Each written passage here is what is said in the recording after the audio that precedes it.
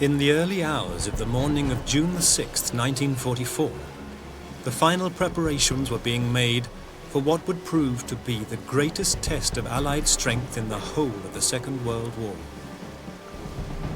The Allied landings on the beaches of Normandy was the most dangerous operation undertaken, with Rommel waiting in France with a 32-division-strong German army. The selfless sacrifices made by the men and women of the invasion forces can never be forgotten. This is the story of their unrelenting efforts and of how the combined operations of the Normandy campaign would become the decisive turning point in determining the outcome of the greatest conflict of the 20th century.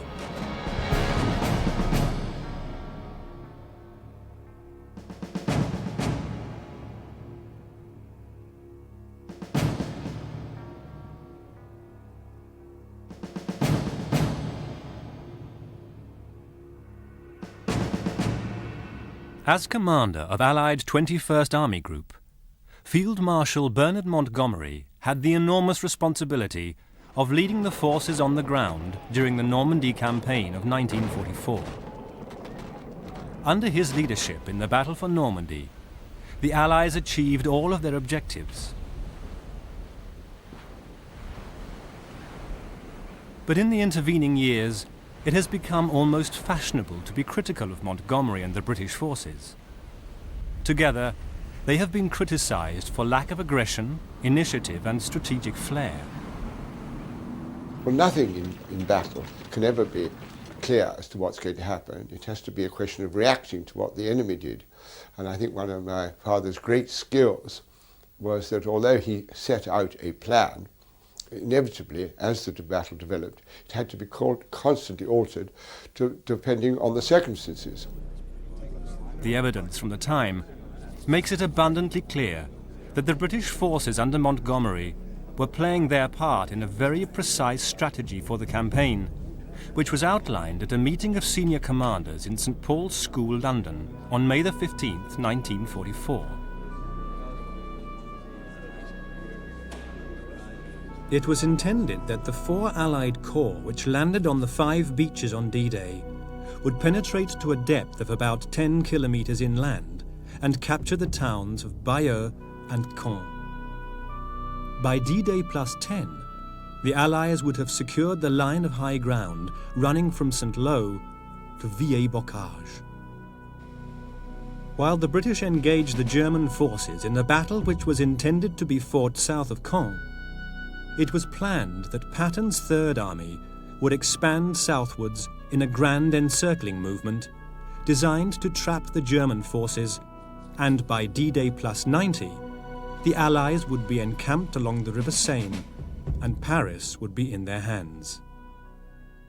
When my father was asked to command Operation Overlord, his first move was to talk to Eisenhower in North Africa, and then go to Churchill to explain that the original plan to have a 3-division front would not work, and it needed to be expanded to a 5-division plan. And indeed, this was the plan that he launched when he got back to England at the beginning of January 1944. The Allied plan for the Battle of Normandy was exceptionally sound and exceptionally safe, but it had to be. This battle absolutely had to succeed. If the Allies had been defeated on D-Day, if they'd been defeated in the Battle of Normandy, it is almost impossible to say what the future consequences would have been for the Second World War.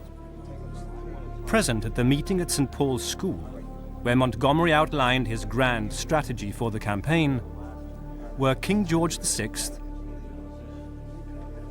Winston Churchill, and General Eisenhower, Supreme Commander of Allied forces in the West. Recalling the meeting some years after the event, the US General Omar Bradley was impressed by the selfless role which was assumed by the British forces.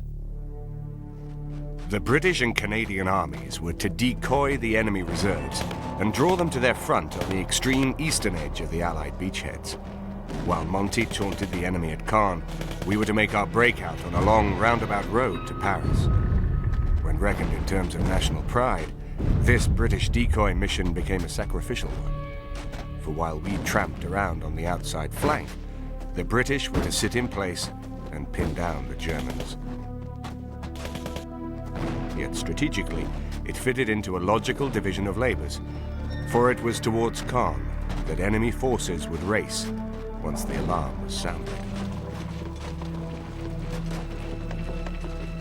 It's recorded now quite clearly that the Germans thought that the Normandy invasion might well have been a decoy operation in itself, and that the main thrust was still to come.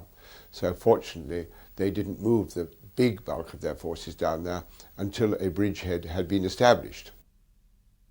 Well, we marched through the front, round Bayeux. They were just building the road round Bayeux, the pioneers, and then we went into battle at the village of Cheux, where we were completely surprised by some German Panther tanks, which inflicted quite a few casualties on our battalion. And it so happened that my pal, who I'd palled up with from the Warwickshire Regiment, he was unfortunately killed in the first battle, so he never had a chance to fire a shot. The British and Canadians, by persistently attacking on either side of Caen, posed the greatest threat of a breakout from Normandy. And the Germans always perceived this as the greatest danger. Now, as it happened, this produced the situation in which, with the German armour grouped against the British and the Canadians, the breakout came in the west from the Americans. There can be few campaigns in the history of warfare which were as meticulously planned and so heavily insured against failure as the D-Day landings of 1944. The Anglo-American forces which stormed ashore on Hitler's fortress Europe enjoyed an overwhelming superiority in men, ammunition, ships, tanks, planes, and all the rest of the panoply of the war. The 6th of June 1944 would see two considerable armed forces pitted against one another in the Normandy area. Something like 160,000 Allied troops in 3 airborne and 5 and a bit amphibiously landed infantry divisions were deployed in Normandy on the 6th of June against German defenders of varying quality, it should be said, but quite considerable numbers. During the landings, and for up to 20 miles inland, the Allied forces could rely on the massive guns of the Allied battleships, which were capable of firing devastating barrages of heavy artillery fire against the German forces.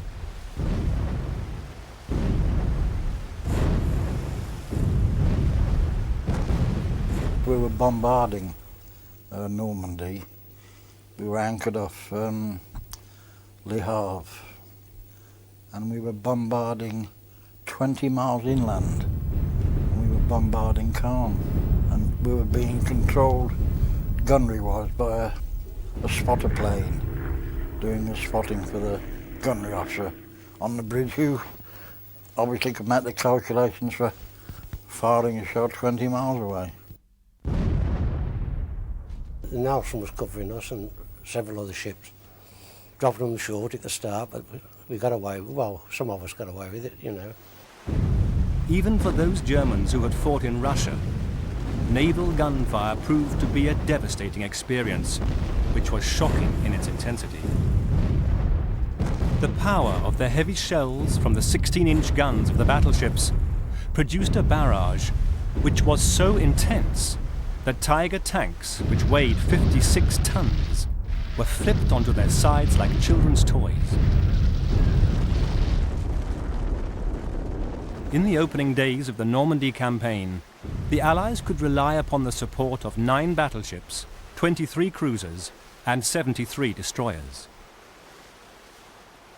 The Royal Navy's role on the 6th of June 1944, and indeed for several months afterwards, was absolutely indispensable to the success of Operation Overlord.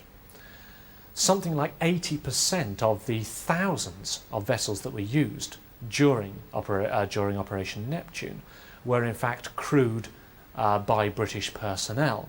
The amphibious landings of D-Day were mounted from Britain, and they were very much a British operation. Just under 4 out of every 5 of the ships involved in the operation were either British Royal Navy or they belonged to the navies of the various Dominion and Imperial fleets. This vast assemblage had been brought to bear against an enemy which in many respects was already on the brink of defeat.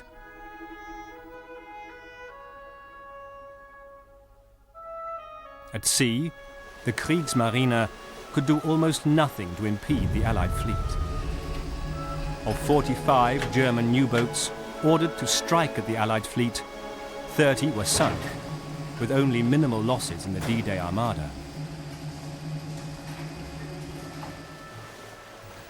Already before D-Day, the Allies had secured control of the English Channel, or the invasion could not have taken place. And the German naval response to D-Day itself was absolutely ineffective. Of their 2 fleets of light craft, the Cherbourg flotillas could not come out to sea because of the very bad weather conditions, which of course affected the Allied landings as well. In the east, a small number of what the Germans called S-boats or Schnellbooten, which are light torpedo craft, did actually come out from Le Havre, but they were driven off by British destroyers. So effectively, there was no German naval response to D-Day.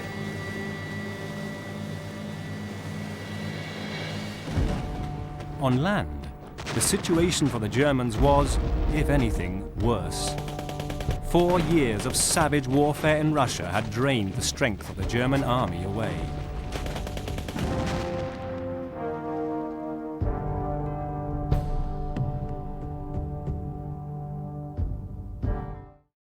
Treat yourself to the best gift in history this holiday season. Enjoy unlimited access to award-winning podcasts and thousands of hours of original history documentaries released weekly exclusively on History Hit. There are topics for all history lovers, from Pompeii to D-Day. Sign up via the link in the description for an exclusive discount. Don't miss out on this incredible opportunity to explore the past like never before with History Hit.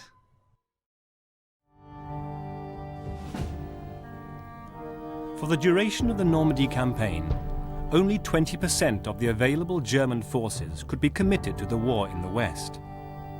The remaining 80% had to be split between the 5% needed to defend German territory in Italy and the 75% which were always required to prevent the Russians from achieving a strategic victory in the east. Between 1941 and 1945, something like 80% of the Wehrmacht's losses were incurred on the Eastern Front, and of course huge numbers of German forces were tied down on that front. Nevertheless, for the Allied servicemen in Normandy, to deny the reality of their experience would quite clearly be nonsense. It was a pretty real war for them too. Furthermore, the attack on Normandy really created a major problem with which the Germans were incapable of dealing, i.e. a multi-front war. The Russians, don't forget, had been trying to insist that the British mount a second front for some years. As early as 1942, there was no way the Allies could have mounted an invasion across Channel until they were absolutely prepared. And I think it's almost very important to understand that the invasion of Northwest Europe in June 1944 was the biggest single operation in the whole history of warfare. One of the great successes of the Normandy campaign was the secrecy with which the whole operation was shrouded. The Germans were completely deceived as to the place and date of the landings right up to the moment the first troops came ashore. Didn't even know where you were going. You knew you were going somewhere in France because they paid us out in French francs in these camps that they put us all in before D-Day. And they penned us all up before D-Day all along the south coast. And we weren't allowed to go out to tell anyone, where we were going. And they paid us with these little paper money, special invasion money.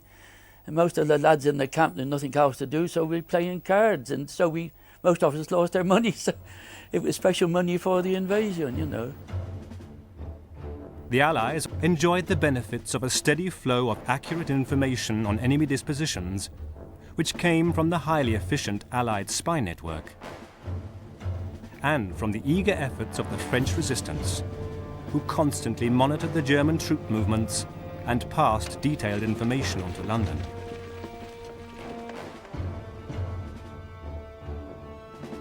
In the air, the Allies had an even greater advantage.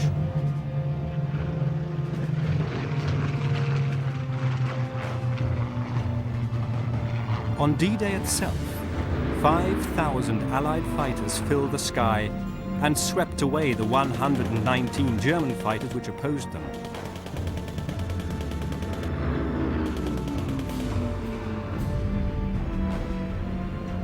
With the air superiority of 50-1, rocket-firing typhoons of the Allied Air Force had a field day, combing the terrain behind the Normandy beaches for any sign of movement on the ground.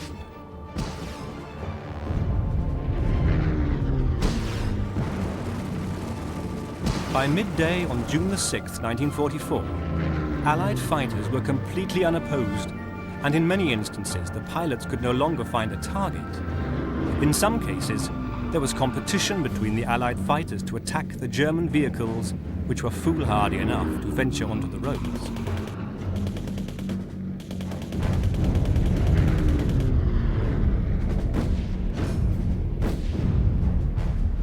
The Allies had absolute control of the air for the Battle of Normandy.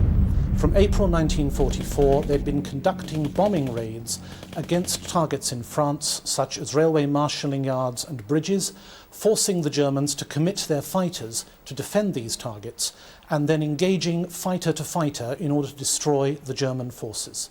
So that by the time the Battle of Normandy takes place, the Allies have virtually complete control of the air. This complete, virtually, air supremacy was put to extremely good use during the Battle of Normandy.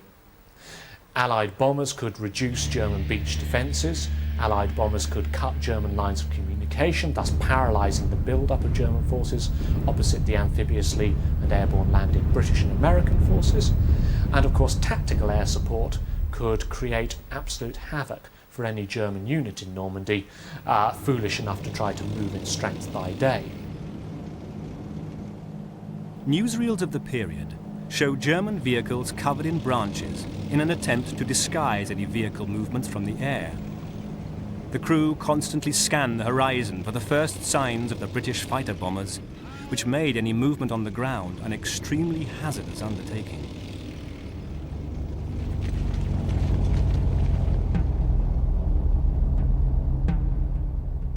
After the war, Fritz Bayerlein and the commander of the Panzerlehrdivision recorded the effects of the Allied air attacks. General Bayerlein, like all the other divisional commanders on the ground, knew that in the face of Allied air superiority, it was almost suicidal to move during the day. Nonetheless, in their desire to rush as many troops into battle as quickly as possible, the German High Command proved to be stubbornly inflexible, as Bayerlein bitterly recalled. At 2 o'clock in the morning of 6th of June, I was alerted that the invasion fleet was coming across the Channel. I was told to begin moving north that afternoon at 5 o'clock. Well, this was too early. Air attacks had been severe in the daylight, and everyone knew that everything that could fly would support the invasion. My request for a delay until twilight was refused. So we moved as ordered, and immediately came under Allied air attack. I lost 20 or 30 vehicles by nightfall.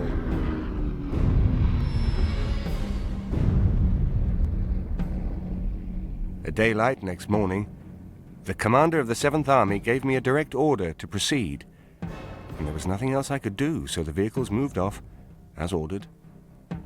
By the end of the day, I had lost 40 trucks and 90 others. 5 of my tanks were knocked out, and 84 half-tracks, prime movers, and self-propelled guns. These were serious losses for a division not yet in action. On the German side, the Allied air superiority was just one of a number of serious disadvantages which had to be overcome if they were to conduct a successful campaign in Normandy. Chief among these was the confusion and disorganization which prevailed in the chain of command. As Supreme Commander, Adolf Hitler constantly dabbled in every aspect of the forces at his command, and he had a habit of reserving particularly powerful formations for his personal control. The situation in France was a particularly complicated one. The nominal commander-in-chief was von Rundstedt, who controlled Army Group B, responsible for northern France and Belgium, and Army Group G, which was responsible for southern France. But Rommel, who was in command of Army Group B, enjoyed the favour of Hitler, and in practice could not be overruled by his superior. To further compound matters, 3 of the panzer divisions operating within Rommel's area of influence were allocated to a separate formation, known as Panzer Group West. This powerful grouping was designated as an army reserve and could only be deployed on the express authority of Hitler himself. This complicated and divisive policy was a result of Hitler's mistrust of the generals, and there is a great deal of evidence to suggest that the divide and rule policy was a deliberate stratagem on Hitler's part. Adolf Hitler believed in struggle, that the strongest man, the strongest beast, would emerge from a natural process of struggle, and he organized the Nazi state that way, so that the German command structure is not set up to cooperate with itself. It is set up as a series of competing structures which are meant to fight each other. And they did this so well that they defeated themselves as well as the Allies defeating them in Normandy. Certainly Army, Waffen-SS, Navy and Luftwaffe units all operated within different and often contradictory or competing command structures, and this certainly made the Germans' prosecution of any successful counter-attack or counter-offensive once the Allies landed in Normandy much less likely to succeed. By 1944, the flaws which affected the High Command were also reflected in the declining quality of the men in the ranks. The steady war of attrition in Russia meant that the Wehrmacht had to accept lower and lower standards of physical fitness for new recruits. Men who would previously have been refused for the armed services had to be called into action. One famous example is the Stomach Battalion, which was filled with middle-aged men who had stomach complaints and therefore required a special diet. At the other end of the spectrum from the aging warriors of the Stomach Battalions, the German army also had to allow the deployment of the 12th SS Panzer Division, better known as the Hitler Youth Division. This division was led by experienced officers drawn from the famous SS Leibstandarte Division. But the ranks were filled almost entirely by teenagers. The average age of the division was just 18. Although the Hitler Youth Division fought with enormous courage and ferocity in the coming battle, the mere fact that it was now necessary to deploy a division comprised of schoolboys meant that the end was clearly in sight for the German army. I was sent to Normandy about 3 weeks after D-Day, and it really was pretty horrific. I was put on a men's surgical ward in the Marquis, and the conditions were dreadful.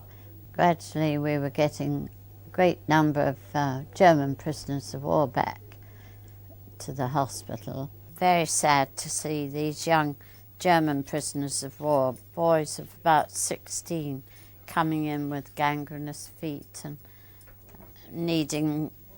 having amputation. It seemed very wicked, and they were so badly wounded. Anybody in German high authority in late 1943, early 1944, knew perfectly well that the Second World War was lost. To take these 18-year-old boys full of ideological spirit, and to commit them to die in Normandy against the Allies was an act of almost grotesque barbarism. The overwhelming demands of a war on three fronts posed a host of additional problems for the German logistics and supply system. Allied fighters and fighter bombers had not restricted their attacks just to the troops on the ground. They also carried out a massive air and interdiction campaign against the German supply lines. Roads and railway lines were mercilessly targeted, which meant that supplies of essential fuel and ammunition stocks could not reach the hard-pressed front line.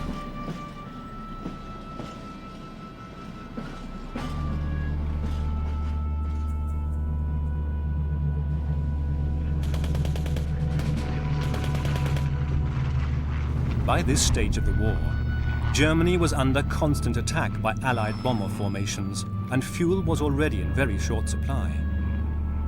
In Normandy, fuel shortages became almost endemic, and in many cases, German tanks which were needed urgently to resist the invasion could not move through lack of fuel. The ceaseless Allied attacks on the long columns of fuel lorries only served to compound these problems.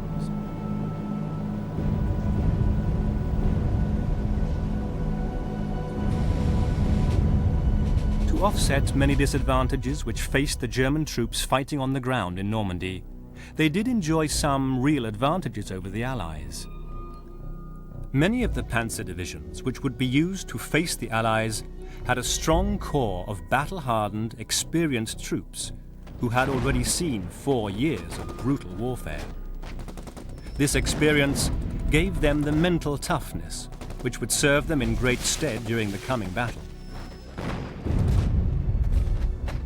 The battle experience of the German forces in Normandy varied dramatically between formation.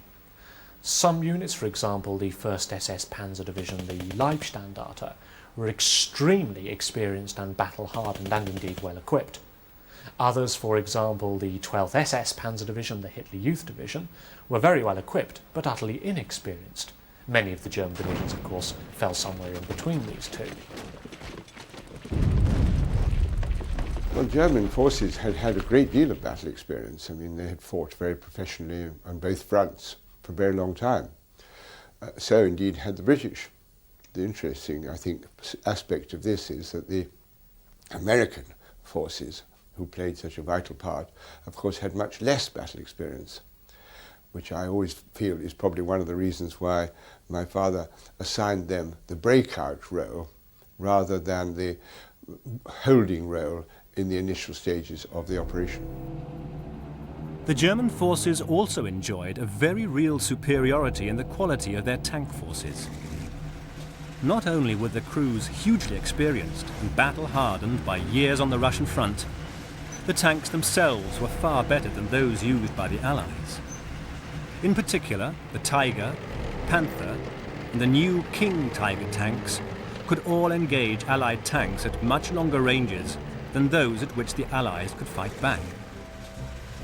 The superior armour of the tanks also gave the Germans a marked advantage in battle.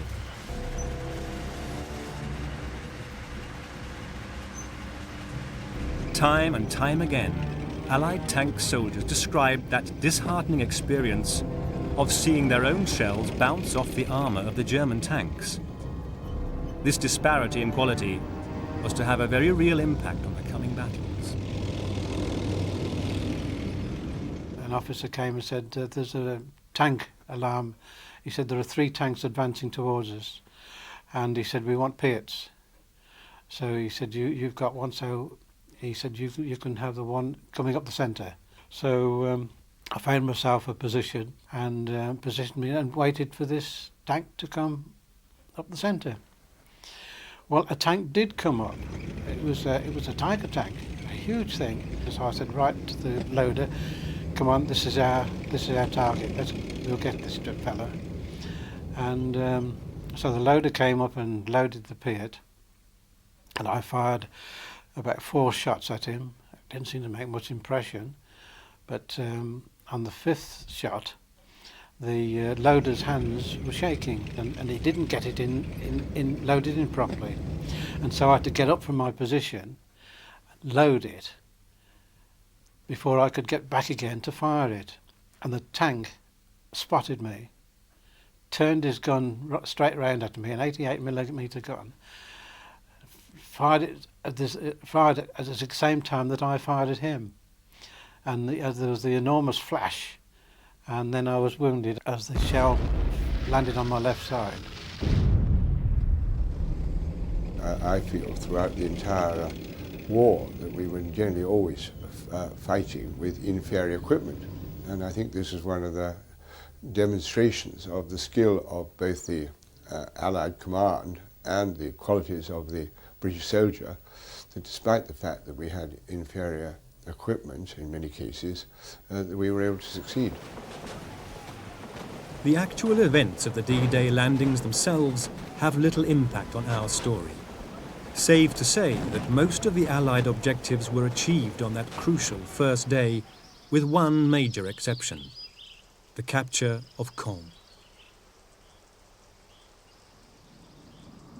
The city, which should have been in Allied hands by the end of D-Day +1, was to remain in German hands until July the 18th, 6 weeks after the beginning of the battle. The reasons for the successful defence of Caen was the extremely difficult nature of the Bocage country in which the campaign was fought. The Bocage was a closely packed area of narrow lanes and high-banked hedgerows, enclosing small fields and sunken lanes.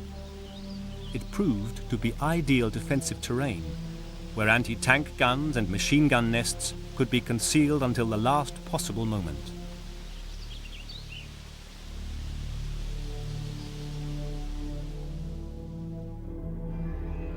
The Allies had the advantage in numbers of tanks, but in the claustrophobic world of the Bocage, anti-tank teams could get close enough to the tanks to attack them at murderously close range.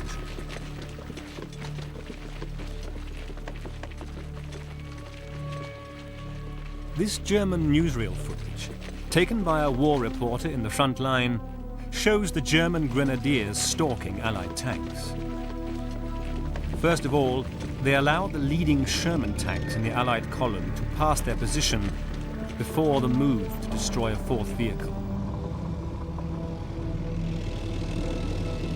It is very rare to see both sides in the same picture from World War II, and the sequence gives a real idea of just how close the two sides actually were to each other in the close combat in the Bocage.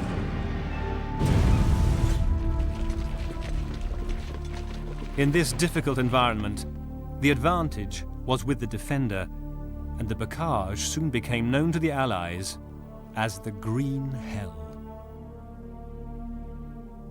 It was absolutely horrific, the Normandy. Absolutely horrific. You know, when you're young and you're trying for it, you expect it to a certain extent. You know, you've got your duty to do anyway. So, you know, you just got to get on with it. Most of the Normandy countryside was a rather beautiful natural checkerboard of fields marked with high earth banks topped with hedges, and this formed a natural trench system with communication ditches running along the main length of the fields. The hedgerow country, or in French the bocage, was a formidable aid to the Germans in their defence. The British were losing infantry at about the same rate in Normandy as they had on the Somme or at Passchendaele in the First World War. Faced with their inability to take the remaining objective from D-Day, the British High Command had no alternative to fighting in the Bocage. As casualties steadily mounted, the airfield at Carpiquet, on the outskirts of Caen, became a vital target. It was tenaciously defended by the youngsters of the Hitler Youth Division against a series of assaults by superior British forces.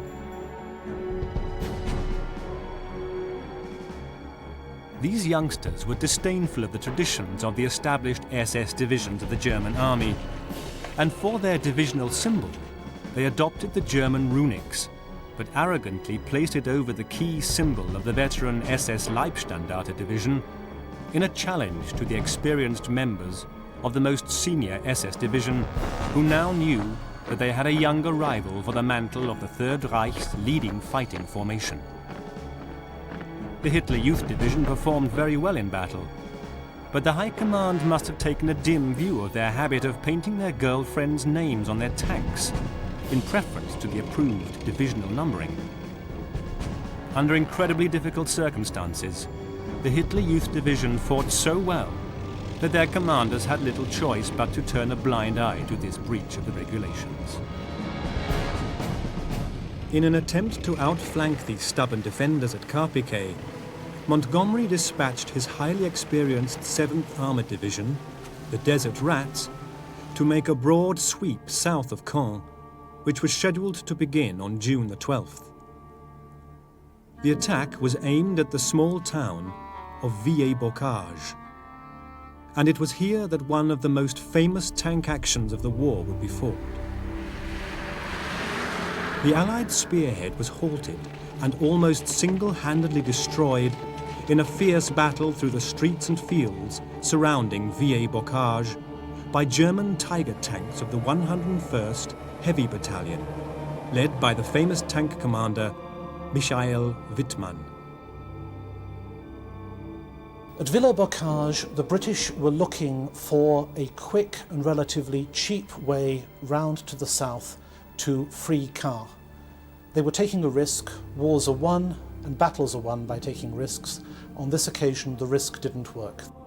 In a single day, the British forces lost over 60 tanks and a huge number of accompanying vehicles. By nightfall on July the 13th, Villers-Bocage was back in German hands. The defeat of the 7th Armoured Division at Villers-Bocage represented really the loss of the last real opportunity to make the battle for Normandy the mobile battle which the Allied planners hoped and indeed expected that it would be.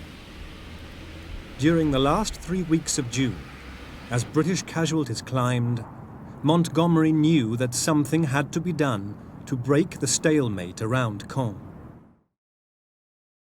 His answer was Operation Epsom, which was launched on the 26th of June 1944. It began with a massive Allied artillery bombardment, which pounded the enemy defences around the airfield. On the receiving end were units from 3 panzer divisions, the Hitler Youth Division, who was still holding out around the Carpiquet airfield, the 21st Division, which had been reformed from survivors of North Africa, and the elite Panzer Lehr Division. Despite the incredible bombardments, these 3 divisions held their ground, and the 15th Scottish Infantry Division was badly mauled in the fighting. The Epsom offensive ground to a halt less than 4 miles from the British start line. But there was even worse to come. Anticipating German reinforcements, Lieutenant General Sir Miles Dempsey, the commander of the British Second Army, withdrew from even the small gains which had been achieved. We went into Hill 112 with about 600 men. The Germans retreated off the hill, and myself and about 20 others managed to get right to the top of the brow of the hill so that we could overlook the German lines. And we remained there for 3 days. And we kept wondering why there was no water, food or ammunition coming to us. And so we thought we were fed up with the stony ground and we couldn't get proper cover because we'd been shelled by the Tiger tanks. So we thought we'd try and find softer ground to get deeper trenches. We'd been lying in a ditch by the hedge, and we went round the hedge, and I said, "Hey, look, fellas, there's one trench here already dug for us." So I said, "But before we go down, we'll fire some shots into that and make sure it's clean, you see." So I fired 3 shots from the Bren gun that I'd got with me, and out came 6 Germans with their hands up. So we sent the prisoners back, and then behind us they realised that if we'd sent prisoners back, we must be somebody there. So they sent a runner in and said, "What are you fellas doing here? The order to retreat was given 2 days ago." Operation Epsom was abandoned with Caen still in German hands. With the failure of Operation Epsom, Montgomery decided that it was now time to take a sledgehammer to Caen, which was to be attacked and captured in a frontal assault codenamed Operation Charnwood, which was scheduled for July the 8th. Until the Allies could break out past Caen, the beachhead would continue to be jammed with men and supplies who were unable to move inland and highly vulnerable to counterattack. More importantly, the British had yet to capture an airfield. The one at Carpiquet was still in German hands. Charnwood was meant to provide a quick and brutal solution to the problems, but the sheer scale of the operation and the overwhelming level of backup support available to Montgomery actually worked against the British forces. To soften up the German defenders, no less than 467 British and Canadian bombers were allocated to attack the town prior to the offensive. This total disregard for the lives of their civilian allies caused 10,000 casualties amongst the innocent civilian population of Caen. More importantly, it created a wilderness of rubble similar to that which had appeared after the Allied bombing at Monte Cassino in 1943. The huge bomb craters and acres of rubble produced a ready-made series of impenetrable defenses. For the men who had seen action in Stalingrad and Cassino, the ruins of Caen provided a heaven-sent opportunity for men who knew from bitter experience exactly how to defend ruined cities.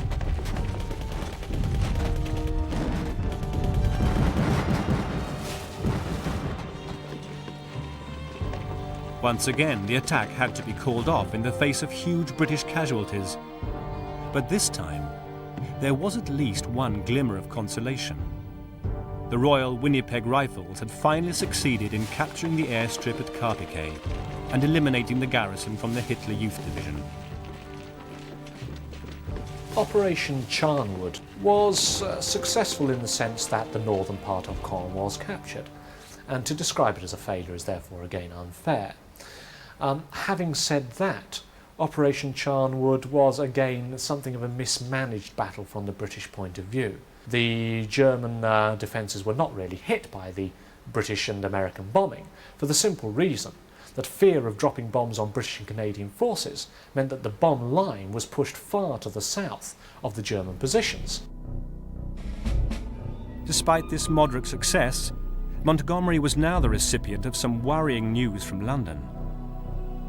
The enormous casualty rate around Caen was draining away the British replacements, and if the loss rate continued at its present level, replacements would run out at the end of July. It was against this background that Montgomery decided to try one last offensive. Designed to capture the territory south of Caen, it was codenamed Operation Goodwood and scheduled for the 17th of July.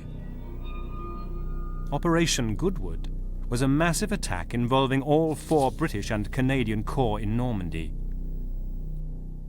There were so many troops involved that there was a day's delay while all the necessary men and vehicles were brought into position. But hopes ran high that the war of attrition had finally turned in the British favour. Goodwood began with an overwhelming air, naval and artillery bombardment designed to blast a path for 750 tanks to advance towards the high ground south of Caen. Once again, their opponents were to be men of the 1st SS Panzer Corps, many of whom had been in action since June the 8th. In the steady war of attrition, the SS Corps had been reduced to a strength of just 100 tanks, but they could still command deep defensive positions of the Bocage, and they were backed up with the deadly 88mm anti-tank guns. The opening Allied barrage was so intensive, it was described by some German veterans as the biggest and most intense artillery bombardment they had ever witnessed, even in Russia. There are accounts of Tiger tanks being thrown into the air. Under this intense storm of steel, men went mad and had to be committed to mental hospitals. And there are at least 2 documented cases of German soldiers who committed suicide rather than endure the bombardment any longer. Despite massive preparations which were made, Goodwood was an even greater failure than the previous offensives. Although the southern sector of Caen was cleared of the enemy, the Allies lost 200 tanks in a single day as they tried to cross the Orne. Fighting for Caen continued until July the 20th, but once again the operation had to be postponed, with parts of the city still in German hands. Operation Goodwood is perhaps the most controversial of all of Montgomery's battles during the Normandy campaign. Measuring its success or failure really depends on what you believe Operation Goodwood was intended to achieve. If, for example, you believe what some people believe, that the attack was supposed to be a breakthrough attack, then quite clearly it failed to do that. Montgomery, with hindsight, would claim that the deliberate intention of this attack was to tie down the last of the German armoured reserves against British Second Army, so enabling US First Army to break out on the 25th in Operation Cobra. Despite all the British had done, Operation Cobra still faced some tough fighting before the American forces were finally able to break out of the Bocage and sweep southwards into open country. As the American offensive began to gather pace, the British forces took advantage of the confusion in the German ranks to form the northern pincer in this huge encircling movement, which was designed to trap the German forces in Normandy in a huge pocket centred on the town of Falaise. As always, the 1st SS Panzer Corps continued to resist every step of the way, and they inflicted a severe reverse on the 1st Polish Armoured Division on August the 9th, and the Poles lost 150 tanks. In the face of continued resistance, the British forces kept up the drive southwards, and by August the 20th, they had linked up with the American forces to close a ring around Falaise.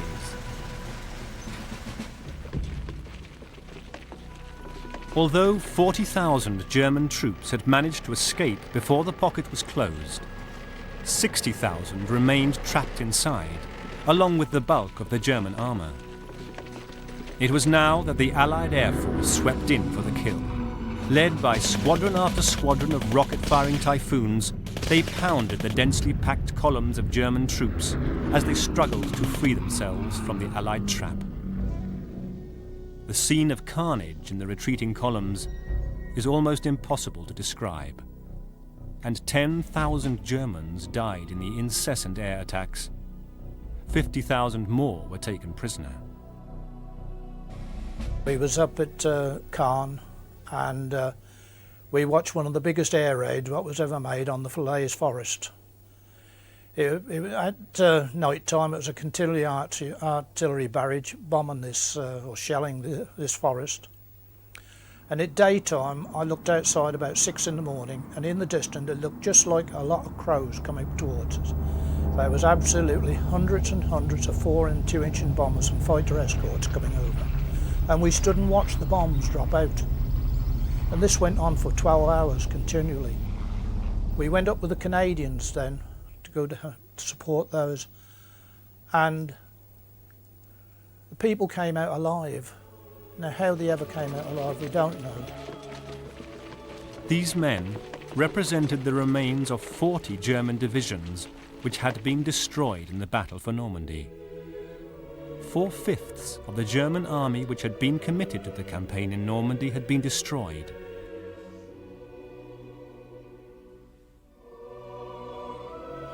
Montgomery had won his battle and, exactly as planned, the Allies were on the River Seine by D-Day +90.